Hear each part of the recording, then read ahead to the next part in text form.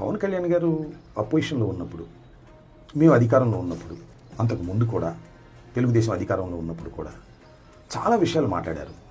అవినీతి గురించి మాట్లాడారు, అక్రమాల గురించి మాట్లాడారు.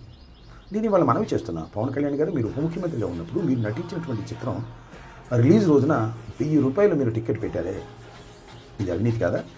ఇది అధికార దుర్వినియోగం కాదా అనేది నా ప్రశ్న. సరే, దులపరించుకుపోతానంటే నేను చేయగలిగింది ఏమీ లేదు.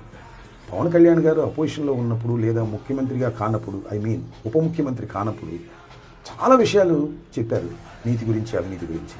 కానీ అధికారంలోకి వచ్చిన తర్వాత ఏమీ తేడా లేదు.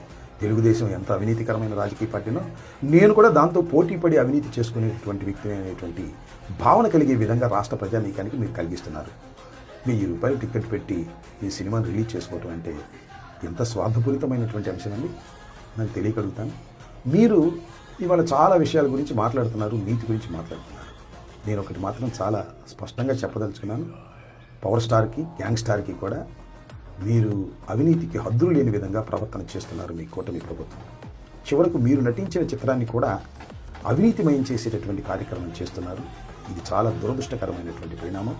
మీరెవరికి నీతులు చెప్పినా అది సమంజసంగా ఉండదనే విషయాన్ని మీరు ఇప్పుడైనా గమనించాలని కోరుకుంటూ, మీ గ్యాంగ్ స్టార్ అద్భుతమైన విజయాన్ని సాధించాలని, దానయ్య గారికి అద్భుతమైన దండిగా డబ్బులు రావాలని, మీరు సినిమా హీరోగా పేరు ప్రఖ్యాతులు తెచ్చుకోవాలని, కొడిదెల కుటుంబానికి మరింత గౌరవాన్ని తీసుకురావాలని ఈ సందర్భంగా మనస్ఫూర్తిగా కోరుకుంటున్నాను.